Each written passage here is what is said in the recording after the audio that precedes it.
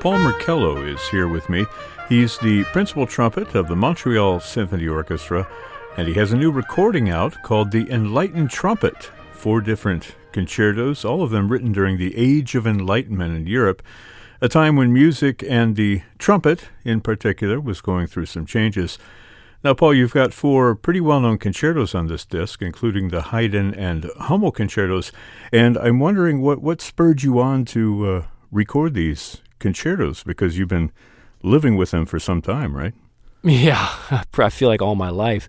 Well, you know, there were other opportunities to record these concertos a while back, and I just always hesitated because it's just the gravity of the situation being that, you know, great players like Maurice Andre and Wynton Marsalis, Timofey Dokshitzer, and others have made already great recordings of the concertos. So I felt that, you know, I never knew if I would actually do it one day, but the timing seemed right, and the situation of orchestra and conductor, record label, and producer all came together, and everybody was on the same page that we should do this repertoire. So I decided, well, okay, it's now or never. Let's do this, and you know, I tried to come up with my own version, my own interpretation.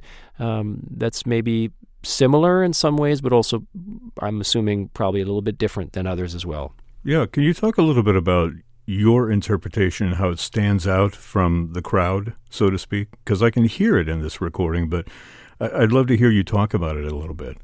Well, I can tell you that there's a couple things I was really trying to show artistically here. First of all, the different colors of sound from the 3 different instruments that I played.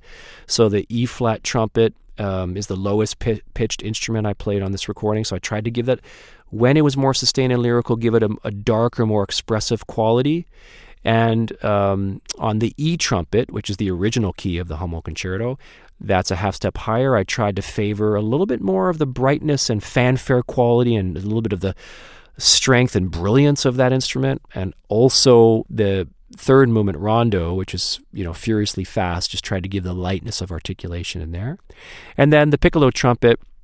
Well, the piccolo trumpet for me is, when I was younger, I couldn't play it. I didn't have the range for it. And as I got older, it started to become easier and easier. And one thing I found that made it easier for me was to sort of back off on the instrument and just let it kind of sing effortlessly, almost like a falsetto in singing. So I really tried to give that more vocal element on the piccolo trumpet. So if listeners hear that, I'm really, really pleased. That's what I was going for.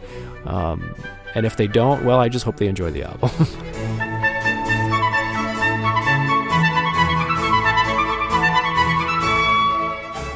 Well, I'm glad to hear you talk about this singing analogy a little bit, because I've watched some of your masterclasses online with great interest, and the way that you talk about music, you don't talk so much about technique, but you talk more about the flow of the music, the sound, the tone, and you seem to speak almost in vocal terms when it comes to interpreting this music. And a lot of people think of, you know, the violin as the most vocal of instruments, but I think you make a very strong case for the analogy as it applies to the trumpet. Yeah, I really appreciate you saying that. I mean, that's something that all my life as a trumpet player, I've always found it easier to play when I think about trying to sing through the instrument, even on a short note, even on articulated passages. I try not to make it sound too abrupt, but to give it some flow, more of a horizontal feel. All of my teachers, they all spoke to me about, you know, leading with the music, leading with the phrasing, leading with telling a story when you play and believing in your own story. And you build the technique from that place, and then the technique becomes easier. When I've just practiced only technique without thinking about the final product of the music, it just, even if the technique is there, it just doesn't sound quite as beautiful. So I've always tried my whole life to lead by the music and build the technique with that. And that's what I try to instill in my students, as my great teachers did for me.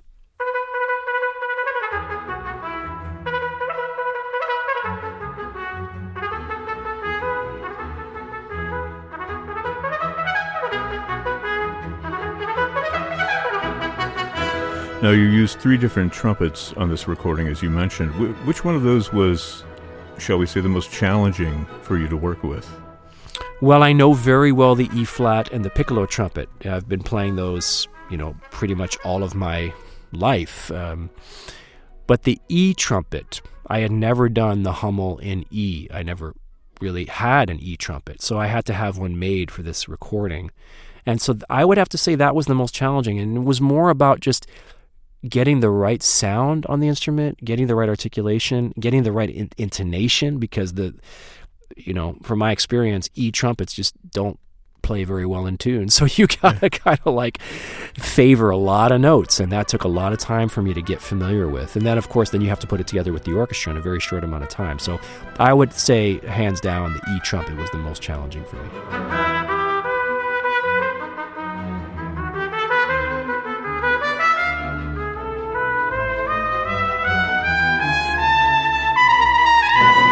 Yeah, but it also, I think, is so successful, and you talk about it, the intonation being a challenge. Listening to the recording, I mean, the intonation is, of course, impeccable, but you also take that rondo faster than I've ever heard it before on any other recording.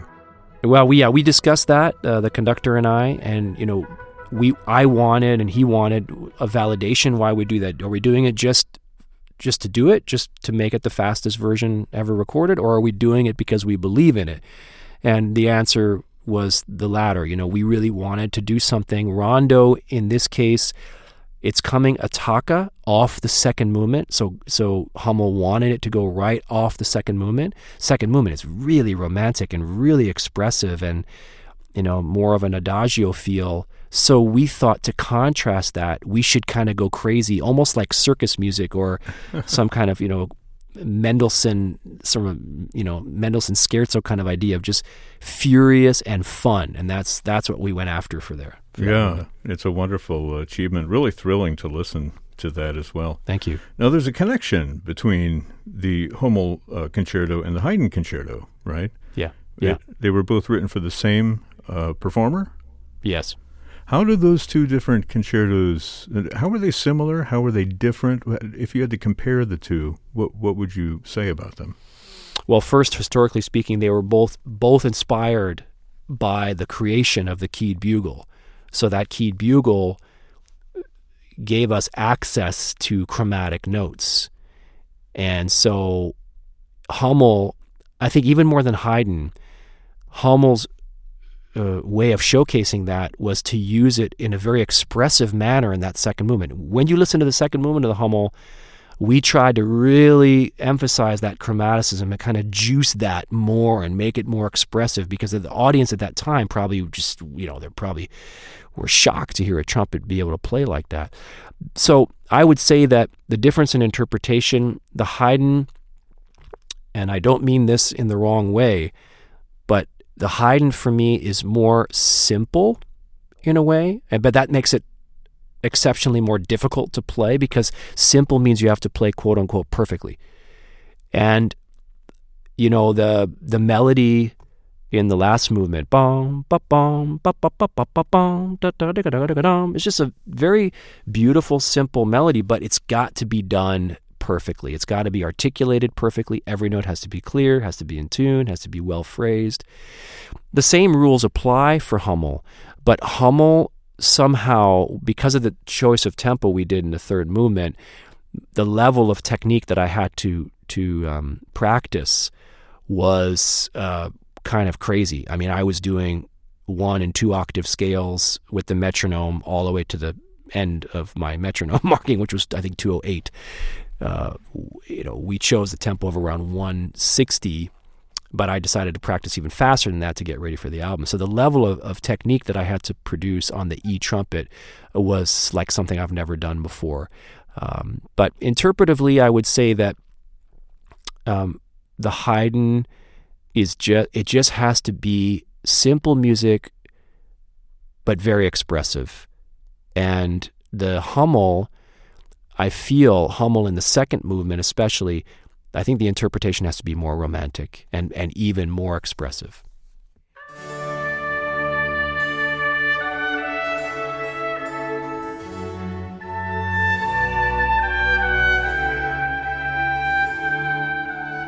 Well, you've got the other two concertos on here, the one by Telemann, which I assume is the oldest one on here, and then by Leopold Mozart. Where do those two fit into the equation?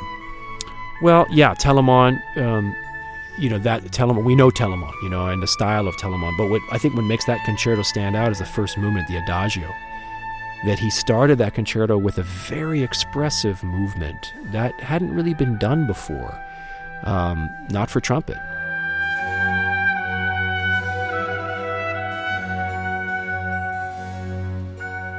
And so the gravity of that interpretation, the first movement of the Telemann Adagio, is something that we took very, very seriously. We tried to pick the right tempo to make it slow enough, but without losing the direction of the phrasing.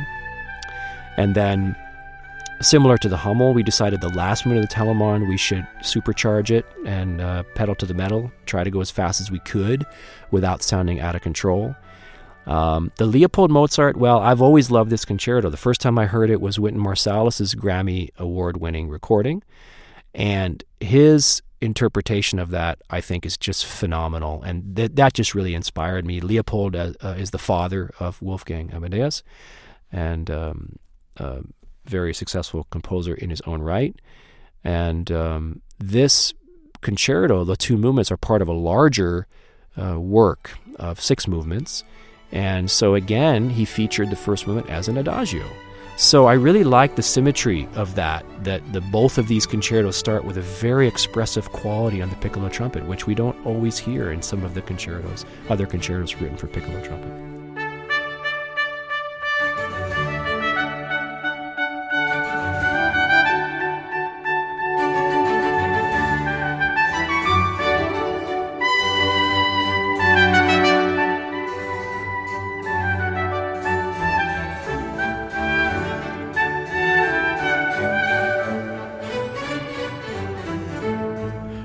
I was just thinking about this while you were talking. We have the Leopold Mozart trumpet concerto, but there are no trumpet concertos by Wolfgang Mozart, are there? Yeah.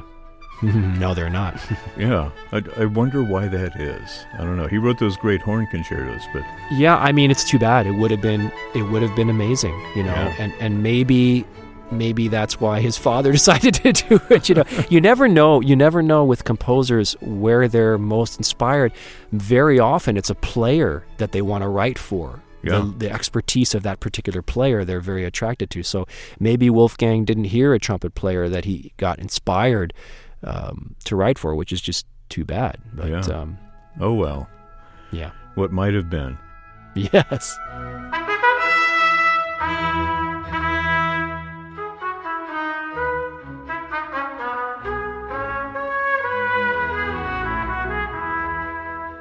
How many trumpets do you actually have at your disposal? You use 3 on this disc, but do you have like a whole collection of trumpets, or do you stay mostly with one, or how does that work for you?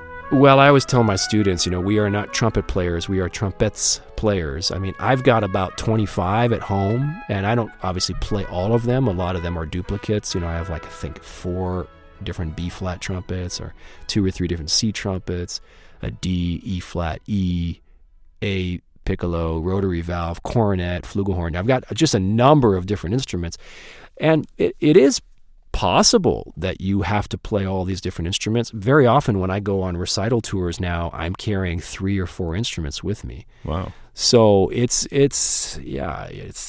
quite something to be able to juggle, being able to command all those instruments. But I think that the more flexibility you have between instruments, one helps the other. I mean, when I'm practicing the piccolo trumpet, it really improves my upper register on the bigger horns, the B flat and C. When I'm playing flugelhorn or cornet, it improves my tone quality on the smaller horns. So they all can complement one another. Wow. Well, that's remarkable, 25 instruments. I've never spoken with a violinist who said I've got, 25 violins at home or whatever. Well, let's be real. I mean, it's not the same cost. It's, the trumpet is just not the same cost as let's say a Stradivarius violin. So, I mean, kind of evens out, I guess.